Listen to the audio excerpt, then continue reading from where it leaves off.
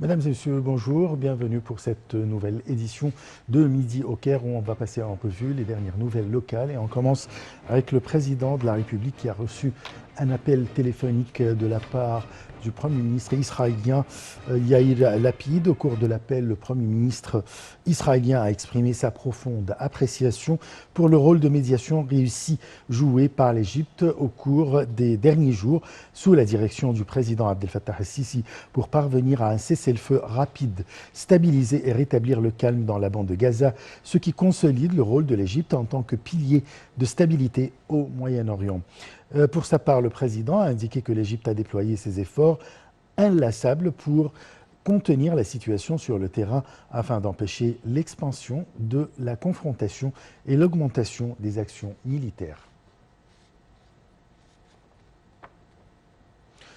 Le président de la République a donné ses consignes de consolider le processus de la localisation des industries et de ses composantes et a enjoint de transférer des technologies de pointe qui vont de pair avec la formation des cadres humains égyptiens dans les domaines de l'industrialisation et de la domaine.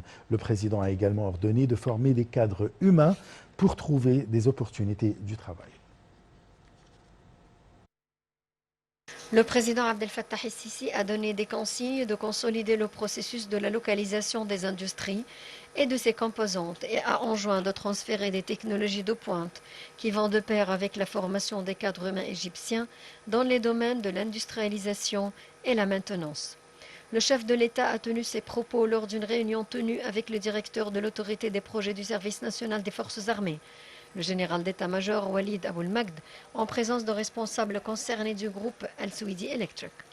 La localisation des industries et le transfert de technologies de pointe contribuent à la création de nouveaux emplois, au soutien de l'économie à travers l'exploitation des industries nationales, ainsi qu'à la fourniture de produits de fabrication locale à des prix inférieurs à ceux importés.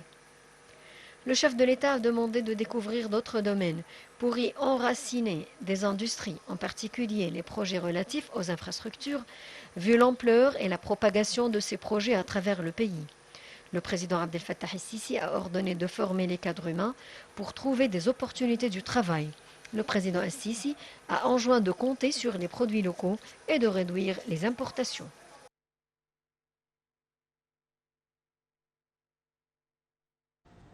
Le Premier ministre Moustapha Madbouli a présidé une réunion destinée à discuter des mesures pour résoudre les problèmes des bâtiments construits illégalement.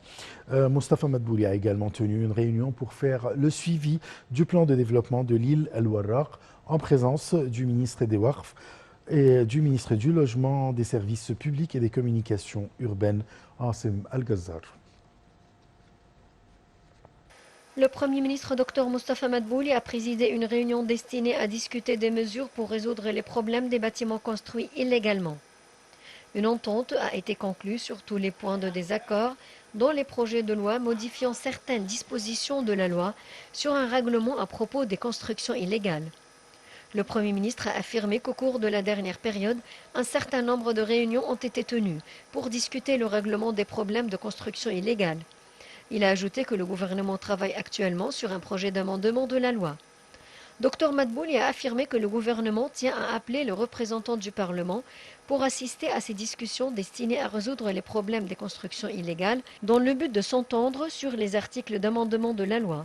Madbouli a également tenu une réunion pour faire le suivi du plan de développement de l'île Al-Warraq en présence du ministre des Waqf, Dr Mohamed Mokhtar Gouma, du ministre du Logement, des Services publics et des communautés urbaines, Dr Asim Al-Ghazzar. Le Premier ministre a souligné l'importance de mettre en œuvre le plan de développement de l'île d'Al-Warraq qui vise à valoriser cette zone prometteuse et à bénéficier de son emplacement unique, ce qui améliore la qualité de vie et met en exécution des projets de développement. Au cours de la réunion, le ministre du Logement, des Services publics et des communautés urbaines, Dr Asim Al-Ghazzar, a indiqué que le plan de développement de l'île Al-Warraq comprend en phase urgente la réalisation de 94 tours résidentielles avec 4092 unités et des espaces qui répondent aux différents besoins du public ciblé. Le ministre de l'Intérieur, le général Mahmoud Tawfi, s'est entretenu avec son homologue palestinien Ziad Rih actuellement en visite au Caire à la tête d'une délégation sécuritaire de haut niveau.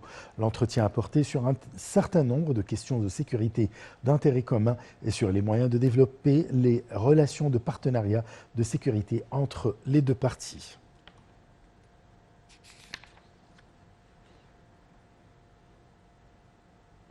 La ministre de la Coopération internationale, Rania El-Machot, a souligné l'importance de la coopération étroite entre l'Égypte et l'Organisation des Nations Unies pour l'alimentation et l'agriculture, la FAO, pour relancer les plans nationaux visant à réaliser la sécurité alimentaire et à soutenir les petits agriculteurs.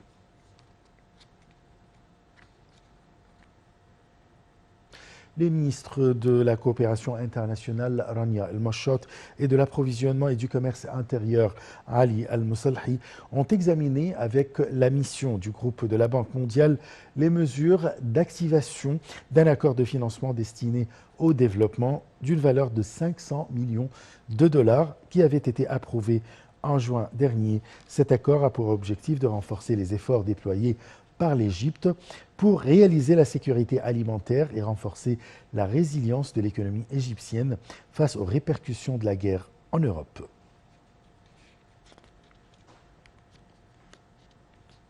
Le président de l'autorité du canal de Suez, le général Oussama Rabia, a déclaré que le canal avait réalisé des revenus de 7 milliards de dollars cette année, alors que 22 000 navires transportant 1 milliard 320 000 tonnes de marchandises traversaient la voie de navigation.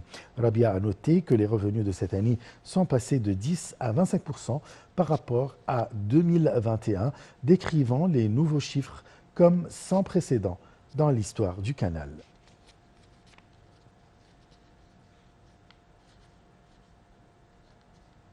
Les indices de la bourse du Caire ont été mitigés à la clôture de la séance d'aujourd'hui à cause des opérations de vente des investisseurs arabes et des fonds d'investissement étrangers. L'indice principal EGX30 a perdu 0,75%, atteignant 10 048 points. Les deux indices secondaires EGX70 et EGX100 ont tous deux gagné respectivement 1,08 et 0,49%.